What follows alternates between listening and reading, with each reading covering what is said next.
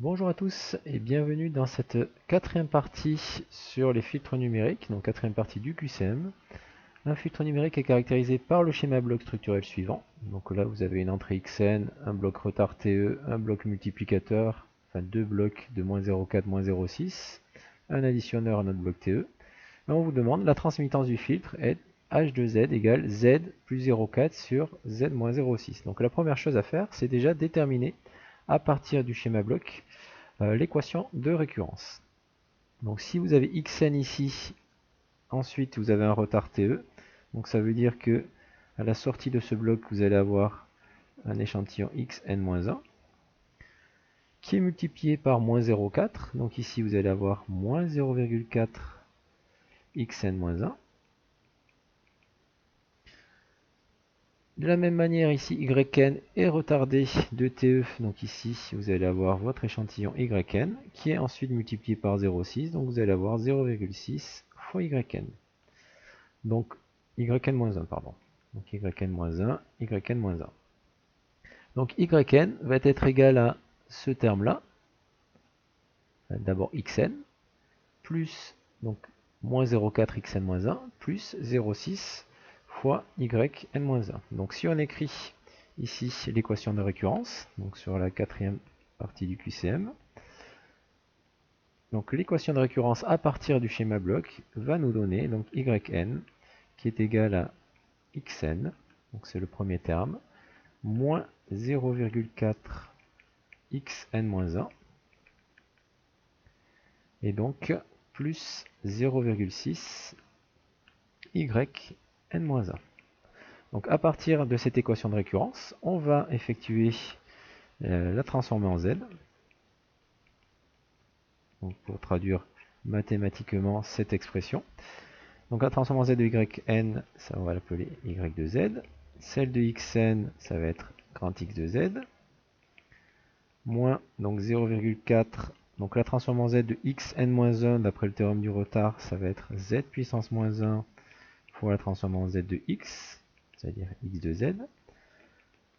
Et de la même manière, d'après le théorème du retard, la transformation z de yn-1, c'est z puissance moins 1 fois la transformation z de yn, c'est-à-dire y de z.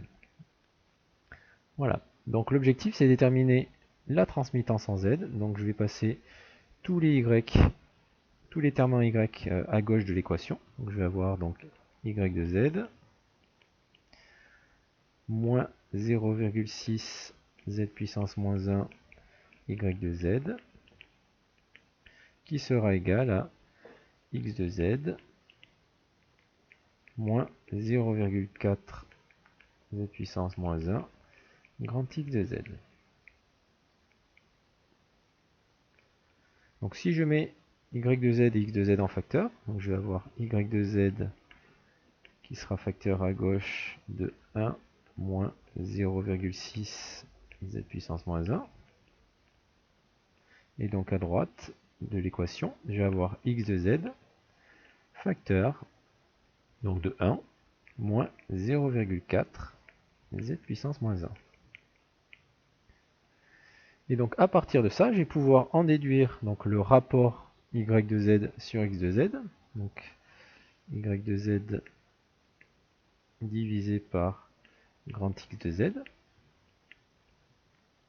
Donc ce rapport, c'est ce que l'on appelle la transmittance en z, hein, donc, ou la fonction de transfert en z. Donc dans l'exercice, on l'appelait h de z. Et donc si on fait le rapport, donc on va passer ici ceci au dénominateur, on va obtenir 1 moins 0,4 z-1 divisé par 1 moins 0,6 z puissance moins 1. Voilà, donc pour mettre cette fonction de transfert en forme, hein, donc on a des z puissance moins 1 en haut et en bas, donc au numérateur et au dénominateur, donc on va multiplier en haut et en bas par, enfin au numérateur et au dénominateur, on va multiplier par z.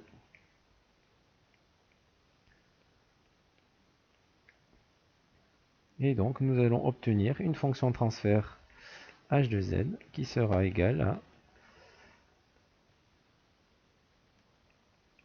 donc au numérateur, je vais avoir 1 fois z, ça va faire z. Moins 0,4 z-1 fois z, ça va faire moins 0,4. Et au dénominateur, donc je vais avoir z moins 0,6.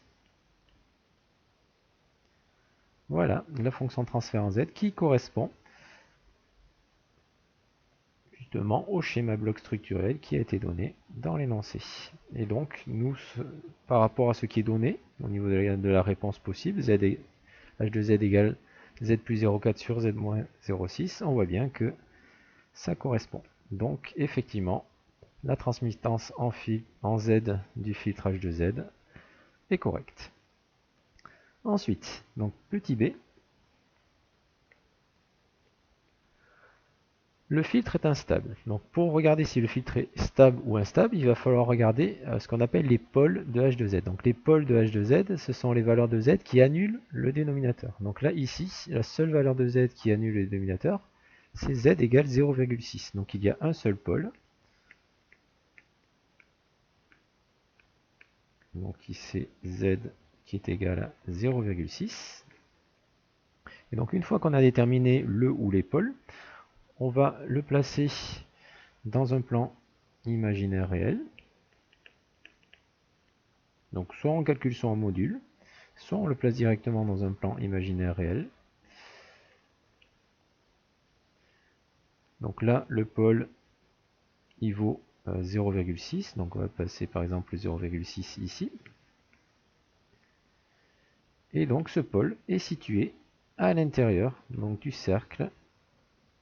Donc là, je le fais rapidement. Du cercle unitaire. Voilà. Donc à partir du moment où tous les pôles sont placés à l'intérieur de ce cercle unitaire, nous avons un système qui sera stable. Donc le filtre est instable, c'est faux. D'accord. Donc si on avait calculé le module, on aurait pu calculer aussi le module de z. Donc par définition, le module de z, c'est racine carrée de sa partie réelle au carré plus sa partie imaginaire, donc ici 0 au carré. Donc là, son module vaut 0,6.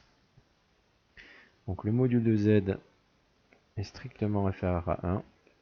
Donc le système est stable. Donc soit vous faites graphiquement, soit vous faites en calculant la valeur du module.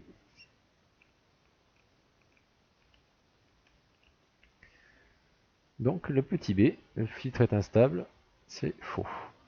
Et donc il s'agit d'un filtre RII, donc à réponse impulsionnelle infinie. D'accord, donc ici effectivement, vous voyez, vous avez un filtre qui est récursif. D'accord, donc à partir du moment où le filtre est récursif, ça dépend toujours de l'échantillon précédent qui évolue toujours au fur et à mesure. Donc votre système, il va tendre vers une valeur, mais il ne va jamais atteindre cette valeur. Donc au final, effectivement, au niveau du petit c, donc c'est un filtre qui est récursif. Donc effectivement, sa réponse impulsionnelle est infinie. Donc réponse impulsionnelle infinie. Donc au petit c, effectivement, vous pouvez répondre que c'est vrai. Voilà. Merci de m'avoir écouté et donc à très bientôt pour de nouvelles vidéos.